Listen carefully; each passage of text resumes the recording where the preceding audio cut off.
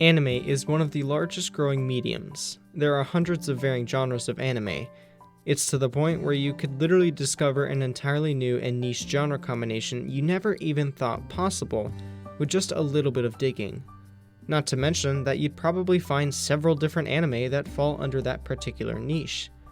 It's a part of the reason I absolutely adore the medium, and I hope it will always be a part of my life. The variance of the medium, along with its sheer size, was reason enough for me to not watch seasonal anime very often. My planning list is ridiculously long. I don't think I'll ever be able to get through it all, which is great, because it means there will always be something new for me to experience.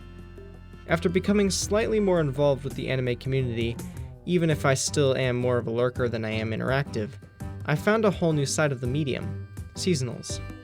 Every season, dozens of new anime are released that take up a lot of the conversation topics within the community. I felt somewhat obligated to watch seasonals this winter season because of that fact, but I'm happy to say that I do not regret that decision. This season was packed with some of the most fun I've had experiencing and discussing anime with my friends in real life and online. I enjoyed it so much that I'm already diving headfirst into the spring seasonals. With the winter season finally at a close, here are my spoiler-free thoughts on all of the shows that I watched this season.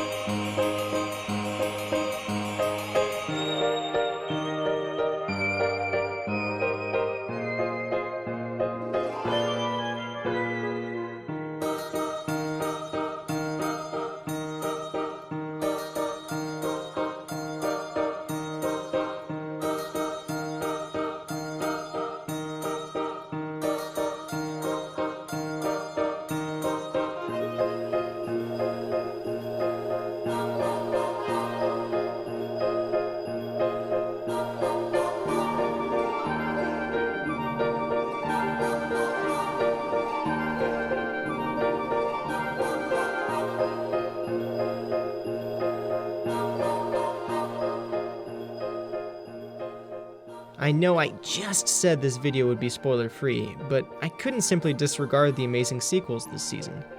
If you do not want to be spoiled on Re:Zero or Attack on Titan, you can skip to the timestamp on screen now. Otherwise, let me first say that the conclusion to Re:Zero Season 2 was fantastic. I don't know how else to say it, but this show has solidified its position as the greatest isekai of all time.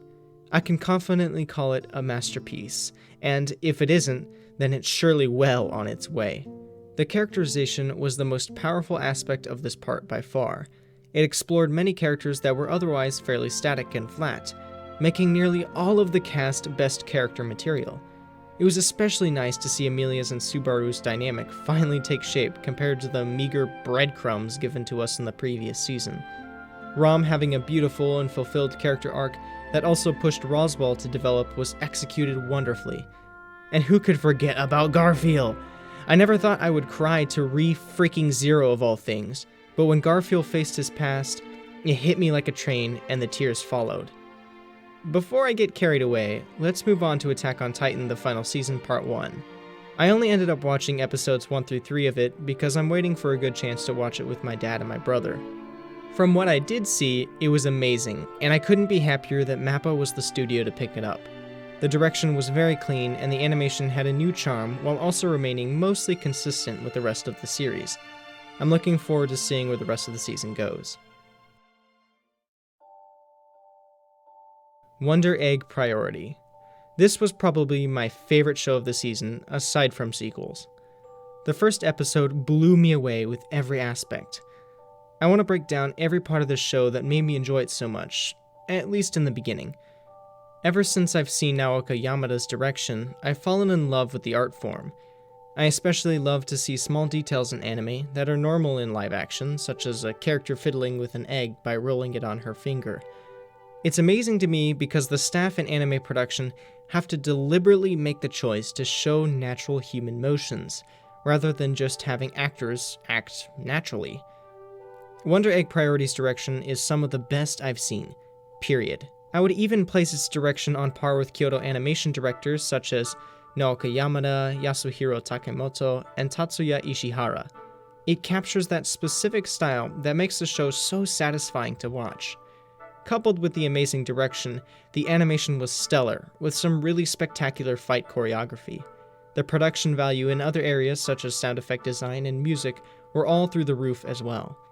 This was easily Cloverworks' best work. To cap it all off, the characters and story were both pretty good as well, primarily in the first 6 or so episodes.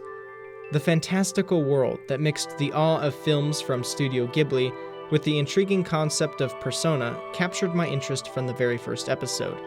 If you're on the fence about picking up this show, I cannot recommend it enough.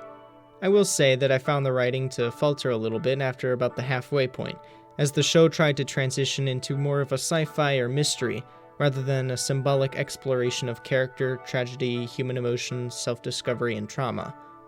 Regardless, I still think the first half makes it more than worth it to stick it through to the end. Horimiya, another great display of Cloverworks' high production value. It had beautiful animation with some very nice direction and a pleasant soundtrack. Despite its high production value, I really didn't enjoy the show quite as much as I thought I would. On paper, it was exactly what I would want. A slice of life with a mix of comedy and seriousness, a sizable cast of equally explored characters, and that outstanding production value I mentioned earlier. In reality, the show has quite a few issues that I really can't ignore. It wanted to focus on different characters all the time, which would be fine if it didn't sacrifice its pacing to do so. It really didn't help that, in 13 episodes, the series covered 120 manga chapters. Overall, my thoughts on the anime were very inconsistent. It had some fantastic moments, some mediocre ones, and some really bad ones. This next gripe was more of a personal annoyance, but to me, the really good moments were often interrupted by the usage of a cutesy, chibi-like style with seemingly forced comedy. I don't think I actually laughed once at any of the comedy breaking up the more serious scenes. In terms of the other comedy, however, many of the jokes actually landed with me. Horimiya also had some really good themes, and the potential for some amazing characterization, yet it didn't go far enough with that potential. The characters felt like they had depth, when most of them were actually pretty static and flat. Watching the show without actually reading the manga made me feel, quite honestly, lost. If you're considering watching it, I'd say it's more of a fan service to the manga readers than a standalone anime. With all of my issues, I still enjoyed myself while watching it, and even if you haven't read the manga, it might be worth the watch if you enjoy a lighthearted slice-of-life romance without any major stakes. I first picked up bottom-tier character Tomozaki because the synopsis seemed interesting enough for a joke watch. I didn't go into the show expecting much at all, but I still became devoted to the series after about 3 to 4 episodes. With the first couple of episodes, I really was only watching the show because I thought the concept was somewhat entertaining and because I wanted to laugh. I never expected to be emotionally involved with the characters. It turned out to be a very pleasant coming of age with a lovable, interesting, and dynamic cast. The small amount of drama actually used in the story was surprisingly more impactful than a lot of shows I've seen that focus on drama. I thoroughly enjoyed myself growing along with Tomozaki as a person and seeing how his growth influenced the characters around him to understand who they were beneath the masks they wore. It was more profound than I had anticipated, so I highly recommend it. The series themes in no way impeded on the lighthearted tone of the show. Although the animation was nothing to really write home about, I still suggest you give it a watch if you'd like a slice-of-life high school drama with a sprinkle of romance.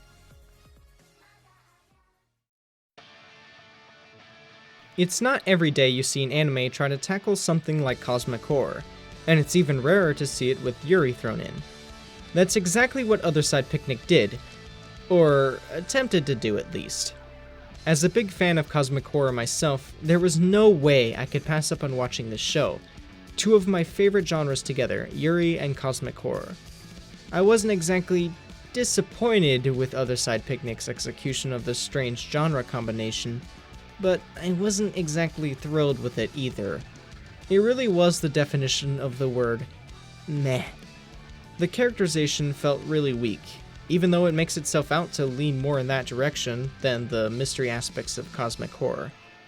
When attempting cosmic horror, one thing is vital to success: immersion. Otherside Picnic had very little of that. The use of direction and music was quite tone-deaf at times, which shattered any immersion I had, and if that didn't kill all of it, the rest of my immersion was ruined by the awkward CGI of people and unnecessary use of English from Japanese voice actors. Even for an episodic series, the plot felt overly incoherent through most of the 12 episodes. Yuri is one of the rarer genres to see, so a lot of Yuri fans will take what they can get. In the case of Otherside Picnic, it could be worth the watch if you're a Yuri fan, but not if you're coming to it for cosmic horror. There were 3 isekai that I watched during the season: So I'm a Spider So What, Suppose a Kid from the Last Dungeon Boonies Moved to a Starter Town, and Mushoku Tensei. Without a doubt, the best of these 3 was Mushoku Tensei. Before I go on about what Mushoku Tensei got right and wrong, let me talk a little bit about the other 2. The first half of So I'm a Spider So What aired over the season, and the second half is airing this season. It's exactly what it sounds like. Someone gets reincarnated as a spider in another world, except the girl that got reincarnated has one of the most entertaining personalities I've seen in an isekai protagonist. Yes, I know, that's like comparing the personality of a rock to a brick. What's unique about Spider is that all of the main characters' classmates were also reincarnated into the same world as different people and sometimes other monsters. The actual animation of it is nice to look at, and even the CGI is pretty decent. It also has one of the best twists I've seen in isekai, so I definitely recommend it for fans of the genre. Suppose a Kid from the Last Dungeon... Okay, I'm just gonna shorten it to Boonies. Anyway, it had more of a comedic focus than the other 2 isekai I watched. It's a show more about an isekai world, and the, for lack of a better word, NPCs that inhabit it, rather than being about someone being transported into a new world. The title of the show is a great synopsis of the plot. A kid from a village nearby the last dungeon moves to a town in the starter area. Naturally, it makes him relatively overpowered. He's pretty humble about it because he was the weakest in his home village. Nevertheless, the setup makes for a pretty entertaining comedy. Now, onto the grandfather of all isekai and the originator of the isekai truck, Mushoku Tensei. If Re:Zero didn't exist to blow every other isekai out of the water, Mushoku Tensei would easily be one of the greatest anime in the genre. The visuals and music were breathtaking to witness. I was immersed pretty easily in the world that the anime developed. The thing about Mushoku Tensei that makes it stand out from a lot of other isekai is that it focused on humanized characters. We actually get to see the cast develop, make mistakes, strive to overcome struggles, and understand each other. The main character had many flaws that he aimed to redeem. He didn't become some hero of justice just because he had been reincarnated. He kept all of his personality flaws and trauma, dragging that emotional weight along with him as he learned to empathize with others. The only real problem I had with the series was that the comedic portrayal of controversial sexual themes was pretty unnecessary. I'm not too against a show covering those themes, within reason of course, but I am against a show acting like it's a serious story about them while proceeding to repeatedly turn the scenes into tsundere baka punch comedy. Aside from that one problem, if you can tolerate the main character, like isekai, and like slice of life, Mushoku Tensei is the anime for you. And so concludes my thoughts on the winter 2021 season. Let me know what you all thought of the anime I discussed, and if you agreed or disagreed with what I had to say. Everyone's allowed to like whatever they want, so don't just trust what I have to say. Take a look for yourself, and make a judgment on these shows based around your own experience. I hope you all enjoyed this video. I'm really looking forward to making another video like this for my thoughts on each season I take part in. Thanks for watching, and that's all I have. See ya.